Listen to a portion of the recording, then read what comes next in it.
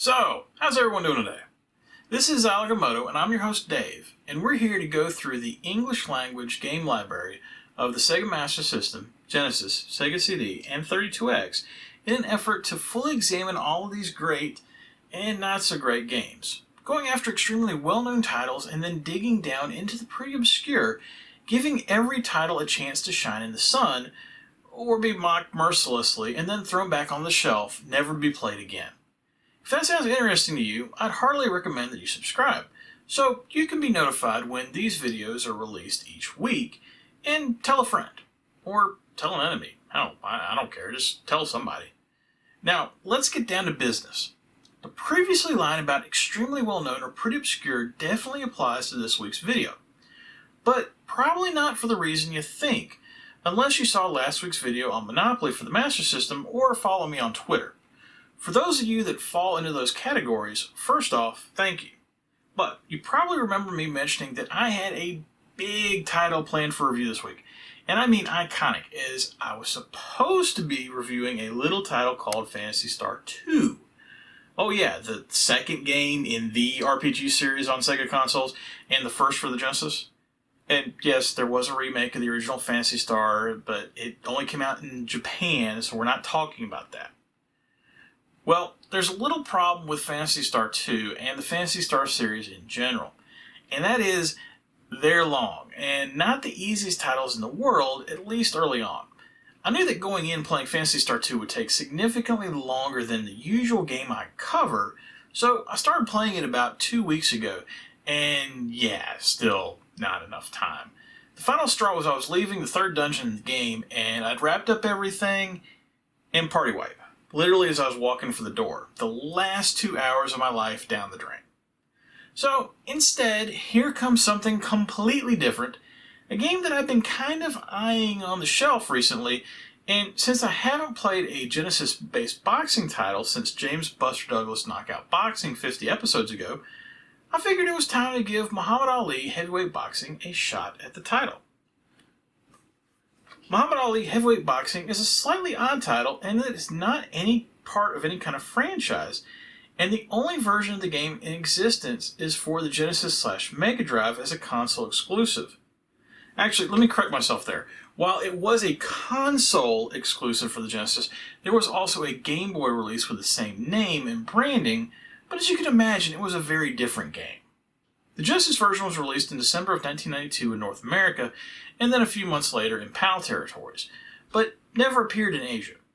By 1992-1993, Ali's boxing days were long over, with Ali boxing his last match in December 11, 1981, against a young Trevor Berbick. And not only was Ali done with the sport, he had unfortunately started to suffer severe symptoms from Parkinson's, so any public appearances by him at that point were always brief. So why did Virgin decide to license Muhammad Ali's image and name for a game, with him being out of the public eye for so long? Well, that's a good question. I know me personally, I knew who he was, I knew he had the nickname The Greatest, but that was about it at 14.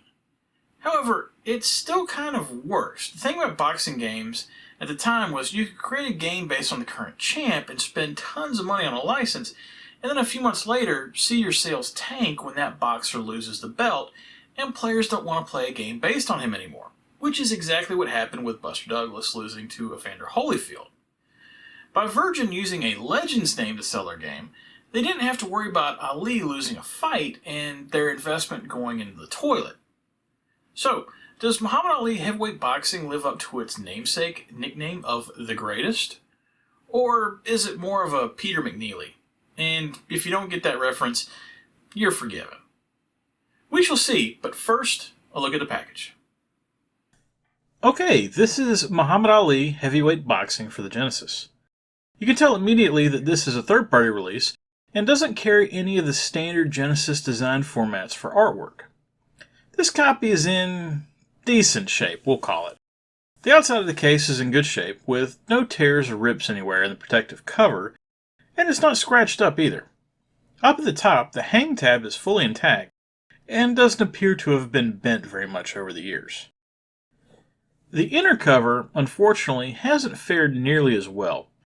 It looks okay from afar, but as soon as you start to look at it closely, Yep, there's those telltale wrinkles in the paper, and this inner cover at some point got absolutely soaked. It looks like they did a decent job of drying it out, but the damage was done, and if you flip it over to the back, you can see some staining as well, which is too bad. Back on the front cover, this non-standard design is actually pretty good. I really like the artwork in the lower two-thirds of the cover, showcasing Ali zinging in a right hook with his signature down at the bottom. I'm not crazy about the logo at the top. In fact, I think it's pretty bland. But I do like the creative positioning of the Genesis logo in the dead space, not to detract from the actual artwork. Sometimes at this point I'll post the covers of the international versions so you can compare them, but with this title, the Mega Drive cover looks almost identical, so there's no point. One last quick note, if you see over here to the side, there's a small note about the game including a special edition sports card, as everyone was into sports cards at the time. But unfortunately, I do not have that card. I was able to find what I think is a picture of it, and it's definitely nothing special. But if you're a true completionist, you'll need that and the poster that came with the game as well. Flipping over the back of the box, and yeah, it's that dingy white background from earlier. White is the absolute worst color background for liquid damage, because if there's any dirt or coloration to the liquid, it will show. However, aside from the damage, this actually isn't a bad layout. The in-game pictures are a bit on the grainy side and probably could have been a bit lighter, but they don't look horrible. And I like how there's the, what I'm going to call, POW graphic right in the middle with a blow-up look at the action. The flavor text does a good job of teasing the game and borrows a line from LL Cool J at the top. They're really hammering that mediocre card though. And no, I'm not bitter that I don't have it, and I'm certainly not going to buy that eBay auction just to get it. I'm not that crazy. Opening up the box, and the cartridge and manual are in good shape, which is good because it means they didn't get hit with the same water damage that messed up the outside. Opening up the manual, and at first this looks like a pretty decent manual as it's not super thin. However, when you look a bit closer, things aren't exactly what they seem.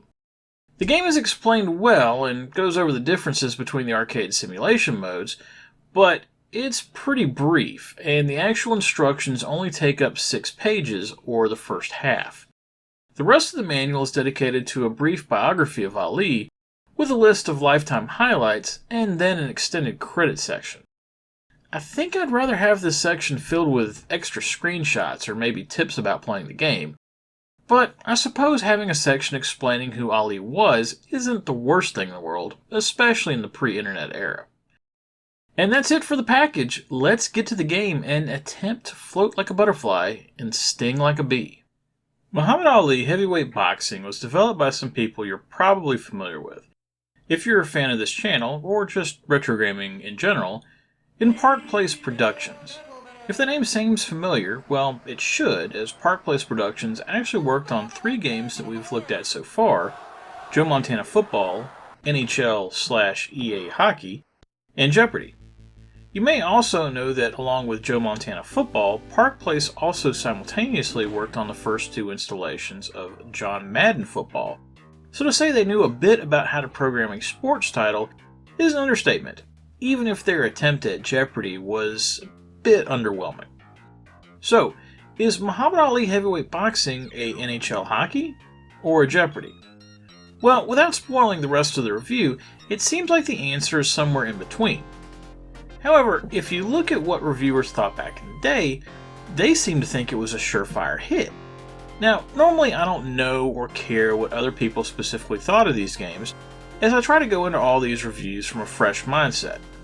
But when researching information about the game and after playing it a little bit, I just happened to see some of the review scores that were associated with the title on Moby Games, and I've got to be honest, I was a bit shocked, mainly because the scores were significantly higher than what my first impressions were. Now, of course, I'm playing this game in 2021 and not 1992, so it's to be expected that my experience is gonna be a bit different than those from 30 years ago. And then it hit me. This is a similar situation with World Trophy Soccer from episode 82, which ironically was from Virgin Games as well. The reviewers were scoring this game not necessarily because it was great on its own, but because, and I'm quoting from Meme Machine's review here, it's currently the greatest boxing simulation for any home console. Now, I haven't played Evander Holyfield's Real Deal Boxing yet, but it was released about 4 months before Ali came out, so it'll be very interesting to see if that's true or not. Also, if you're wondering, Super Punch-Out for the Super NES didn't come out until almost 2 years later, in late 1994. Potential disagreements with reviews from 30 years ago aside, what do we have here with Muhammad Ali heavyweight boxing? Well, first off, let's address the claims on the back of the box that the game features arcade or simulation-style boxing. What the game is referring to here is not the presence of two different game modes. In a lot of sports games, they'll have two different modes with those monikers, where arcade mode, there's a lot of action added to the game, and perhaps a faster pace to the play, versus in simulation mode, where there's potentially slower gameplay, and much more of an emphasis on having accurate statistics, with this attempting to try to appeal to players that prefer one type of play to another. This game, however, does not have two different game modes, but the back of the box doesn't lie. How is that? Well, read back that quote. It says the game features arcade or simulation style boxing. And that's true, because what the game features is two very different control schemes for playing the game. It's a bit of a stretch, but I would compare this more to a racing game, where you have the option of an automatic transmission versus a manual. You're going through the game, playing it in the same manner, just one control scheme gives you limited control over your character, whereas the other one gives you full control over your boxer, with the trade-off being a much more involved control scheme. In arcade mode, you can press the A button to attempt a lighter attack like a jab, the C button for a harder attack like a hook, and then the B button is for some type of block or dodge, automatically determined by the computer. The simulation mode, on the other hand, pun fully intended, splits your control of your hands on the controller. To use your left hand, you'll press the A button in conjunction with up, down, left, or right to throw a punch. For example, pressing A while holding up will throw a left jab to the head. The C button is used to do the same thing for the right, and the B button now doesn't automatically just defend, it too requires you to press a direction for a specific type of defense. I like the idea of both of these control schemes, as there's definitely people that will want to have full control over their boxer, and then those that just want to slug it out. However, I've got a bit of an issue with how they're implemented, which I'll get to in a minute. Once you've chosen your control scheme, you're left with two options. You can either fight in an exhibition match against the computer or second player, or you can try your hand at tournament mode, with the goal of working your way up to the boxing top 10 rankings to eventually take on the greatest himself, Muhammad Ali. Any of the 10 boxers in the game are available to choose for either of these modes, so if you want, you can take on all comers as Ali, or instead choose one of the other 9 boxers in the game, who each have their own associated looks and styles, with some being right-handed or left-handed. And the fighters are ranked the way they are for a reason, so if you pick Bruno Franco at number 10, expect to have a more difficult time than if you'd picked Ali. Here's where my main issue with the game comes in, and why, even with it possibly being the best game at the time, which I'm still not even sure of, I'm baffled as to why it got such high scores. When playing the game, both boxers have 2 meters at the top, a power meter and a speed meter. Theoretically, the more actions you take in the ring, whether it being throwing a punch or moving around, your power and speed will go down as you lose stamina. What actions affect which meters is unclear, as it isn't mentioned in the manual. Also, as you take hits from your opponent, your meters will go down as well, and I believe the more punishment you take, the longer it will take for them to recover. However, again, I have to say I believe, because it's simply not spelled out anywhere. Then, there's the baffling way that even though, especially on lower ranked boxers, I'll land far, far more punches, they'll almost always have higher meters, even when using Ali. This makes no sense. I get the idea of tiring yourself out by throwing too many punches, but it really makes no sense to me to land easily 100 more punches, and yet I'll be struggling to even knock the opponent down to halfway. And also, keep in mind, This is in arcade mode, not simulation mode, so if anything, it should be a little bit easier. Another thing that annoys me to no end is that there's seemingly no benefit to winning a round, as both boxers come out the next round as fresh as a daisy, no matter what happened in the previous round. Pummel a boxer's down so that he has to be saved by the bell at a end of the round? Doesn't matter, still comes out of the corner with the same amount of speed and power as you do. This is, of course, insane and makes no sense. I get wanting to give a player a chance to fight back, and it's normal for boxers to come out re-energized, but that doesn't mean that they're no worse for the wear. In fact, in one of the nice touches that the game has, as the fighters make their way through the rounds, after each round you're presented with the fight stats so far, and with those stats is a picture of the fighter, and the more punches they take, the worse their portrait looks, until you get to the end of a 12-round Donnybrook, and they look like Rocky after the first fight with Apollo. So, they definitely understood that more punches equals more punishment, but it just doesn't seem like this was reflected properly in the gameplay. While I'm airing grievances about the game, there's one last one I have to bring up. Even though there's clear issues with how the punch count actually balances out in the gameplay, it's hugely important to the game, and due to that, along with the power and speed meters at the top of the screen, there's also a running landed punch count for each of the boxers down at the bottom. At first, you don't know why. You might think it's just there for bragging rights. Well, no. You see, normally in a boxing match, there are 3 judges, and each keeps score during the fight, with the boxers awarded a score at the end of each round, starting at 10, with usually the winner of the round getting that 10, and then the loser getting 9, unless they were knocked down, committed a foul, etc., and then more points were taken away. Muhammad Ali Heavyweight Boxing has judges, and actually has an implemented scoring system that's shown at the end of a fight, along with the other stats. But in what I can only consider laziness, the winner of a fight, if it goes the distance, is solely determined by the boxer that landed the most punches. Knockdowns? What are those? We don't care about them. Just land a bunch of jabs and stay upright, and you'll take the fight. It's not optimal, to say the least. Now that I'm done complaining about the game, I think I can see partially why the game scored so well back in the day, and that's purely from the graphics and sound.